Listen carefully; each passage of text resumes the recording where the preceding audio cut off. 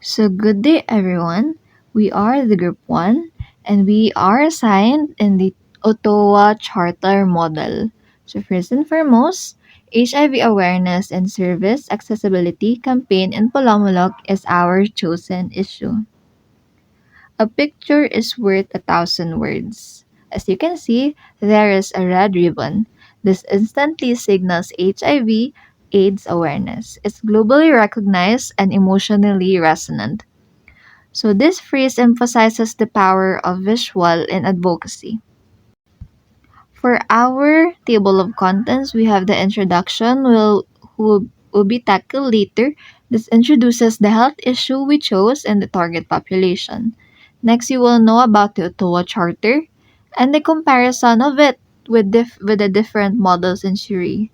Next is to explain the campaign addresses the issue using our assigned model, the Ottawa, and the application of the Ottawa Charter using the five key actions and our summary.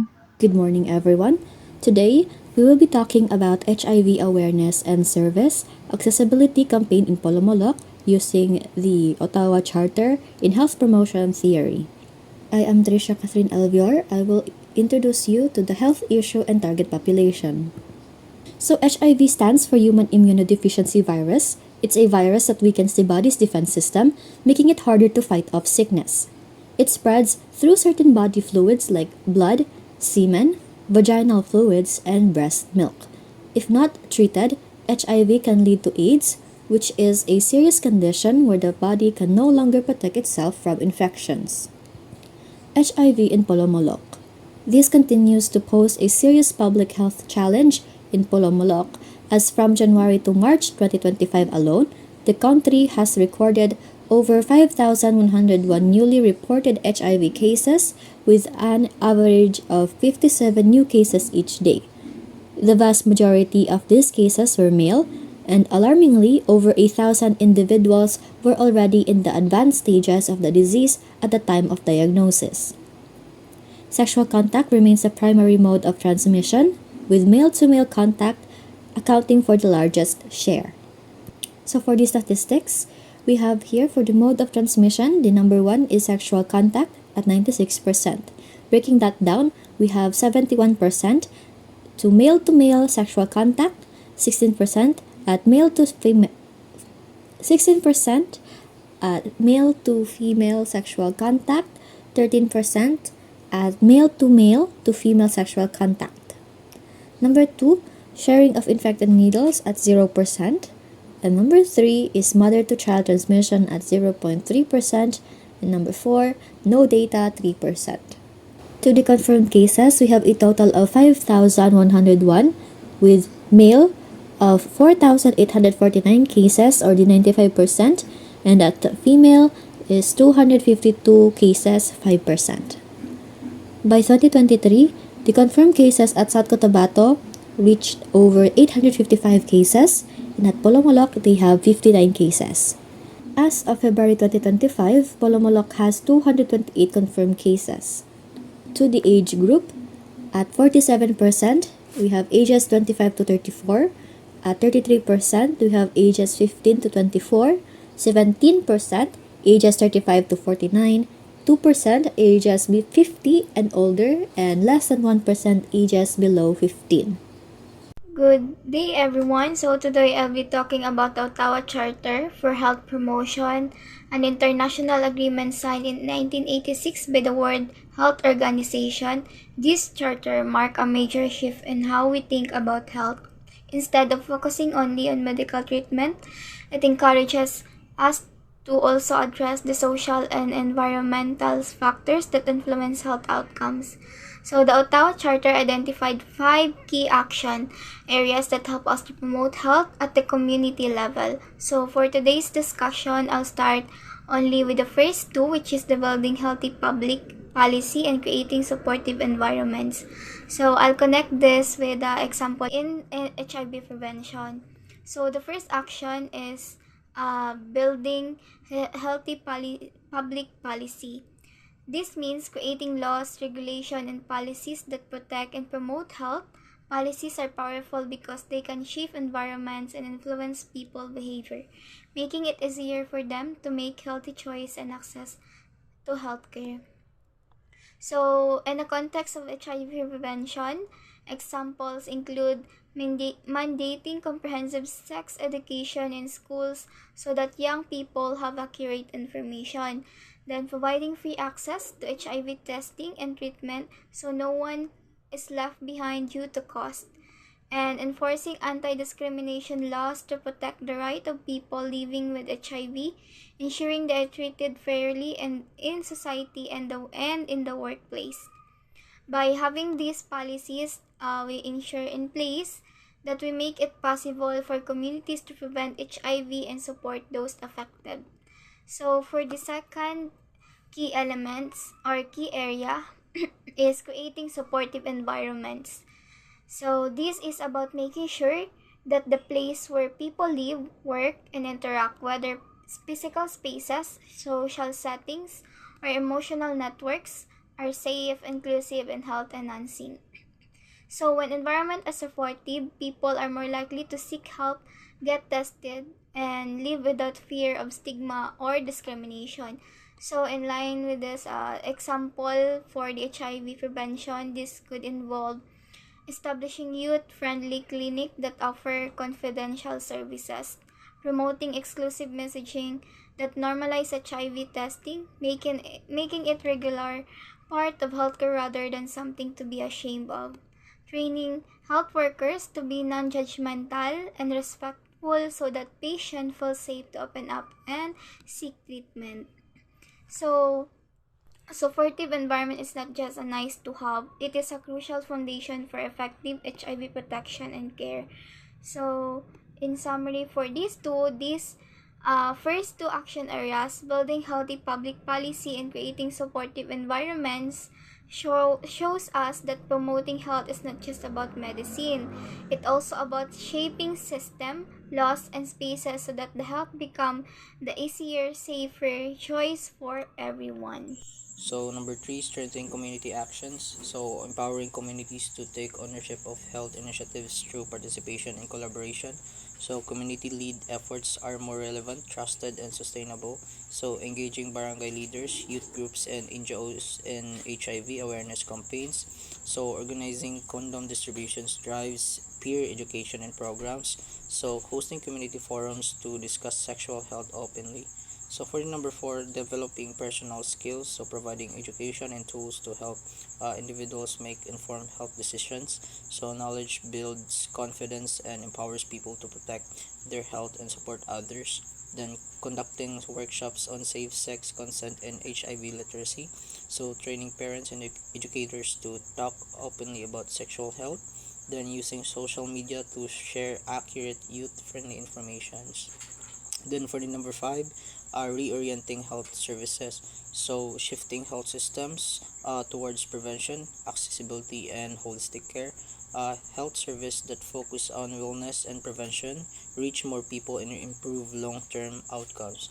So integrating HIV testing into routine barangay health services. So offering mobile clinics and telehealth for easier access. Then training health workers and early detection in patient-centered care.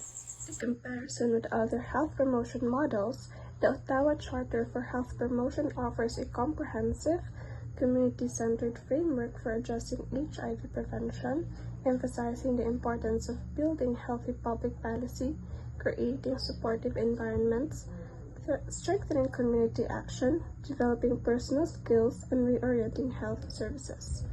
This approach is particularly effective in settings like Pulamulok, where systemic barriers and social stigma hinder to access to HIV education and care. For the Health Belief Model, or HBM, for the focus, individual beliefs about health risks and benefits, strength, explains why people may or may not engage in HIV prevention, example, testing and condom use, limitations, less emphasis on social and environmental factors. Complement to Ottawa Charter adds psychological depth to behavior change strategies. For the Pender's health promotion model, for the focus is the personal factor, perceived benefits and barriers, and also yung self-efficacy. So the strength of this model is it encourages proactive health behaviors and also yung empowerment. While the limitation for this is it requires strong individual motivation and support system. So complement to the Ottawa Charter, it aligns with the developing personal skills and creative supportive environment. Next is for the transcultural model plus the theory of reasoned action. The focus here is the stage of change and also yung intention-driven behavior. So for the strength, it recognizes the behavior change is a process useful for tailoring intervention, and the limitation may be complex to apply at a community level. So comparison to the Ottawa Charter, it supports personalized approach within broader community strategies. And lastly, for the risk and health framework includes the risk perception and management, which useful for high risk population and urgent health threats. While the limitation, it can be fear-based if not balanced with empowerment. So complement to the Ottawa Charter, it enhanced building healthy public policies and reorienting health services by prioritizing risk reduction. How the campaign addresses the issue. Number one is building healthy public policy, mandating comprehensive sex education in school, providing free access to HIV testing and treatment, enforcing anti-discrimination laws for people living with HIV. Number two is creating supportive environments, establishing youth-friendly clinics with confidential services, promoting inclusive messaging that normalizes HIV testing, training health workers to be non-judgmental and respectful. Number three is strengthening community actions, engaging barangay leaders, youth groups, and NGOs in HIV awareness campaigns, organizing condom distribution drives and per-education programs, hosting community forums to discuss sexual health openly.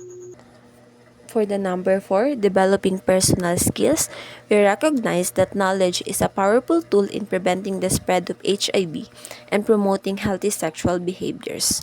To empower the youth in the community, we are conducting interactive workshops focusing on safe sex practices, consent, and HIV literacy. These sessions are designed to be age appropriate, culturally sensitive, and engaging, allowing participants to gain practical knowledge and reduce stigma. We're also training parents and educators to confidently and openly discuss sexual health with young people. This helps create a supportive environment at home and in schools where accurate information can be shared without fear or shame. Additionally, the campaign is leveraging social media platforms to disseminate accurate, youth-friendly content on HIV, safe sex, and mental health. By meeting young people where they are online, we aim to encounter misinformation and promote informed decision making. Next is reorienting health services. Improving access to health services is essential for early detection and effective care. In Pulamulok, we are integrating HIV testing into routine barangay health services, making it more accessible and normalized as part of regular checkups and consultations. To reach remote and underserved areas, we are deploying mobile clinics and promoting telehealth consultations, reducing physical and logistical barriers for residents seeking sexual and reproductive health services. Lastly, we are training local health workers in early detection techniques and patient centered care, ensuring that those who seek help receive compassionate, non judgmental, and informed support. So, good day everyone. I am Miss Buscano and I will tackle about the application of Ottawa Charter action areas together with Miss Aureliano. So it is already discussed in the previous slides about the emblem of our Ottawa Charter. So we also generated our own emblem, which discussed about the HIV awareness together or with the action areas of Ottawa. So for the application of Ottawa Charter action needs, number one is to build build a healthy public policy.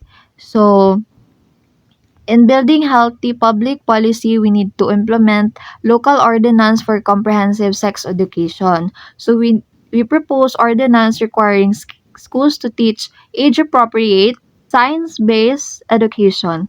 This includes HIV prevention, safe sex practices, and stigma reduction to empower youth with accurate knowledge and reduce misinformation.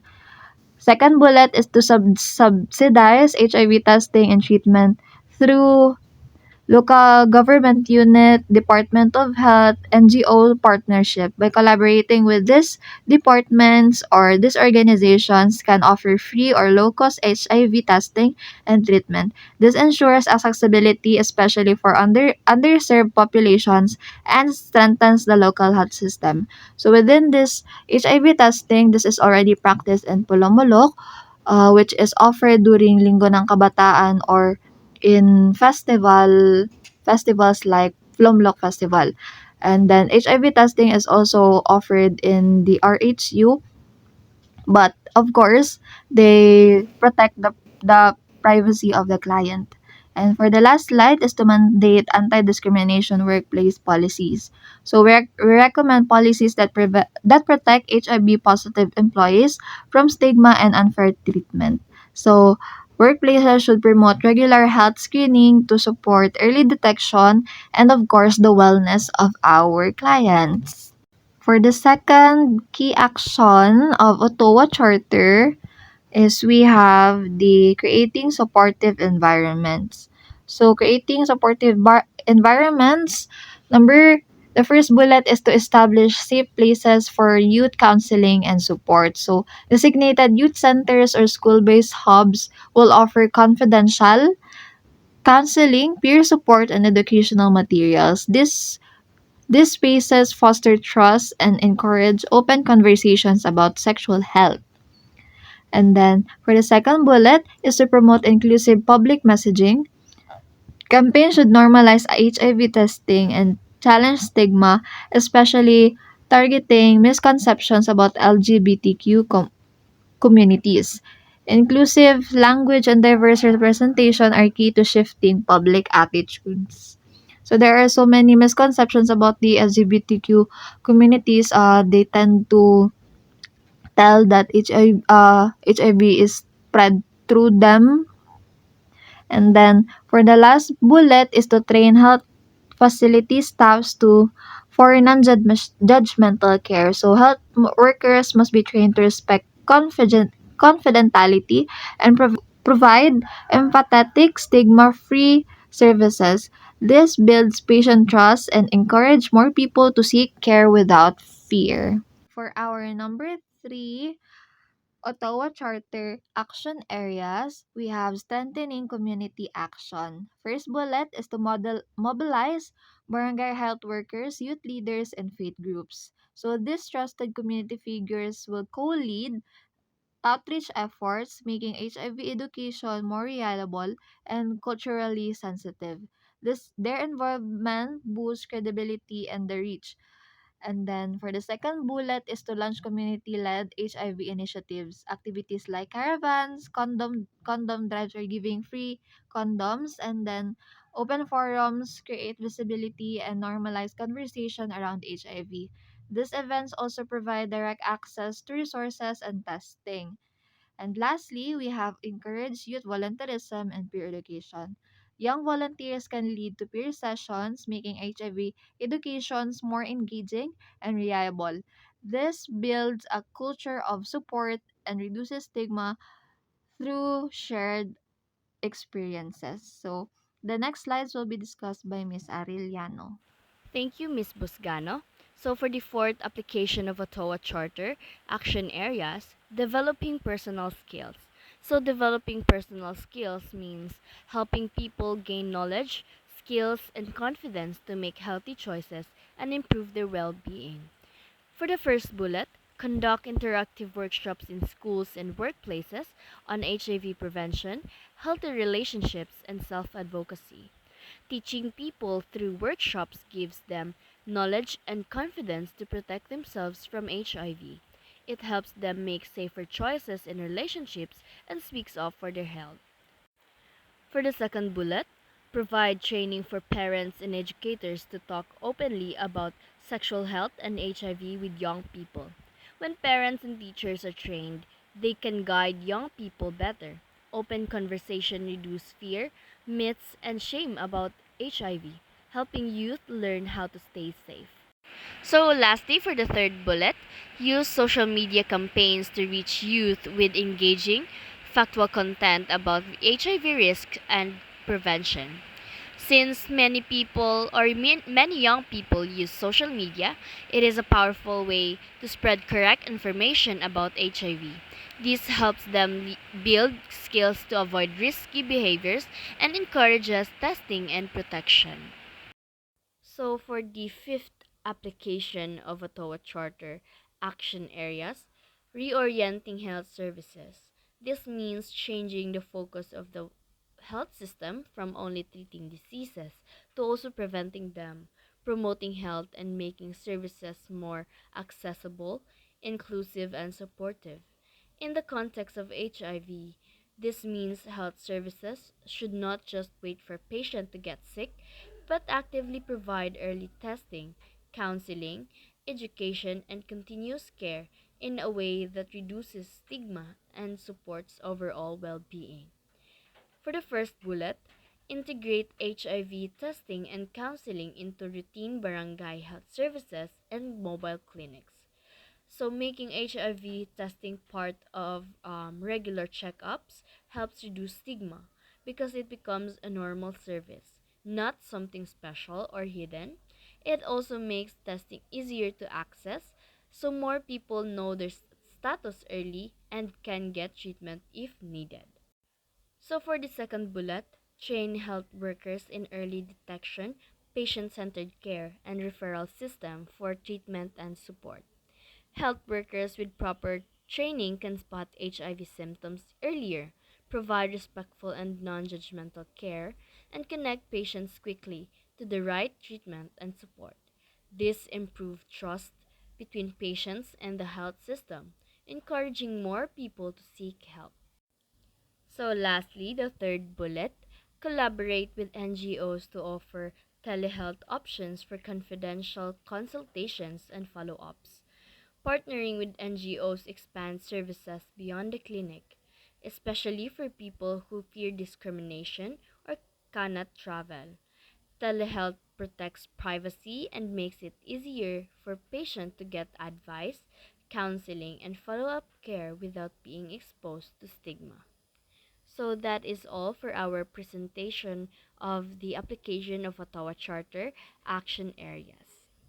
Last reporter, Patrick Dimilio, for the summary, the proposed HIV health promotion campaign in Polomolok, grounded in Ottawa Charter's 5 action areas, is expected to significantly reduce stigma, increase awareness, and improve access to prevention, testing, and treatment services.